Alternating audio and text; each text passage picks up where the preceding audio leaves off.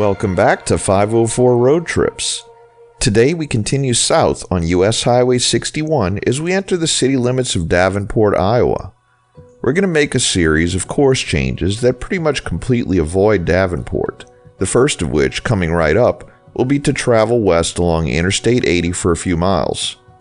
Up until 2010, US 61 went right through the heart of Davenport, but there were two railroad bridges with a clearance of 11 foot 8 inches along this route.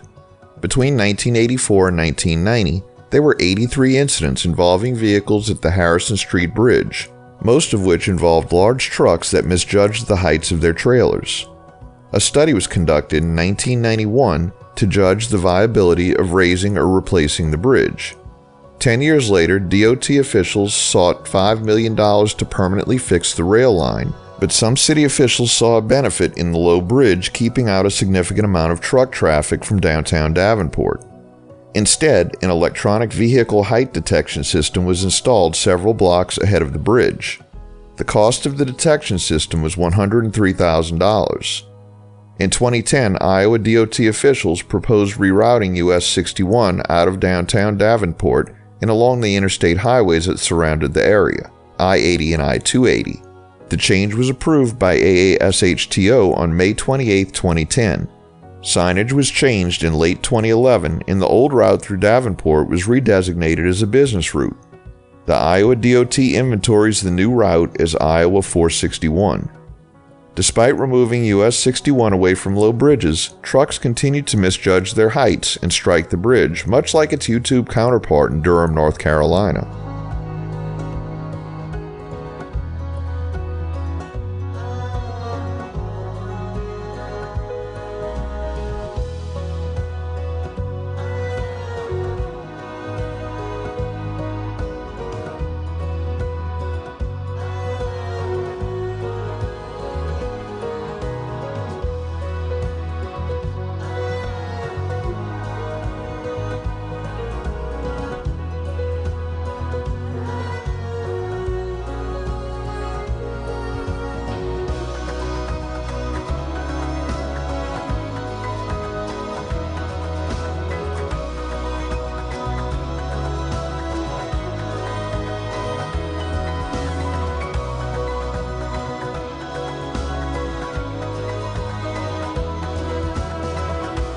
Here, via a left exit, we turn south on I-280, the western and southern beltway around the Quad Cities metro area. We also very briefly pick up a concurrency with US 6, the second longest US highway in the country, running from Bishop, California to Provincetown, Massachusetts. There are some discrepancies in the mile markers on US 61 throughout this video. We began between mile 124 and 125 and will conclude at mile marker 100. With the current alignment of the highway, there's 27 miles between mile marker 125 and 100. It may be that the mile markers were never redone after the change in alignment of the highway, as the distance between those mile markers following the original route through Davenport is closer to but not exactly 25 miles.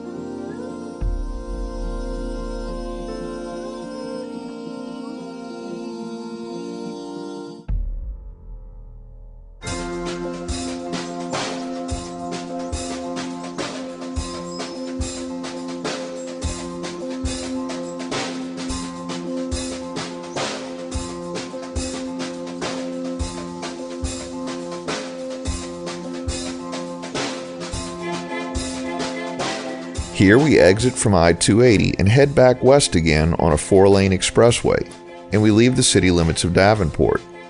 This alignment of US 61 dates back to the 1950s.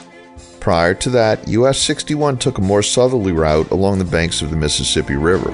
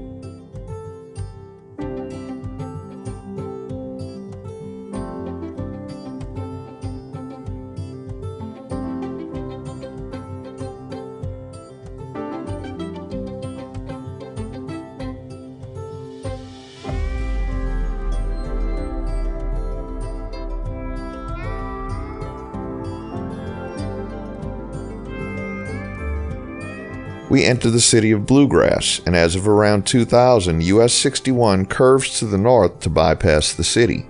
The site of Bluegrass was originally on an Indian trail between the Mississippi River and the Cedar River.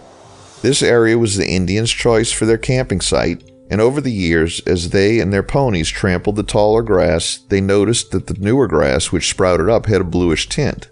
This area became known as Bluegrass Point. Settlers began arriving in this area around 1836 and soon built log cabins and farmed the rich soil, which sold for about $1.25 an acre. In 1853, the village of Bluegrass was platted out by J.E. Burnside, John Perrin, and James Reynolds. Some of the street names have unusual spellings, whether intentional or originally misspelled. They're still used today. Most notably, Main Street is spelled M-A-Y-N-E. In 1903, the town was incorporated. Today, Bluegrass has an estimated population of 1,666. As we leave Bluegrass, we enter Muscatine County, formed in December 1836 as part of Wisconsin Territory, partitioned from Des Moines County, which had been organized 2 years previously. Muscatine County became part of the Iowa Territory on July 4, 1838.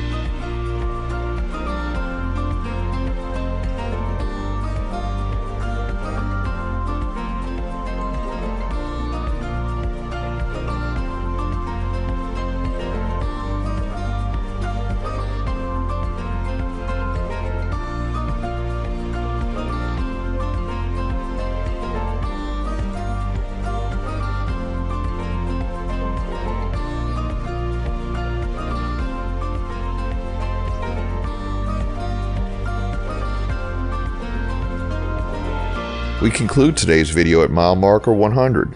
Thanks for watching. If you liked this video, please give us a thumbs up, post a comment, subscribe, share and follow us on social media, and join us for our next 504 road trip.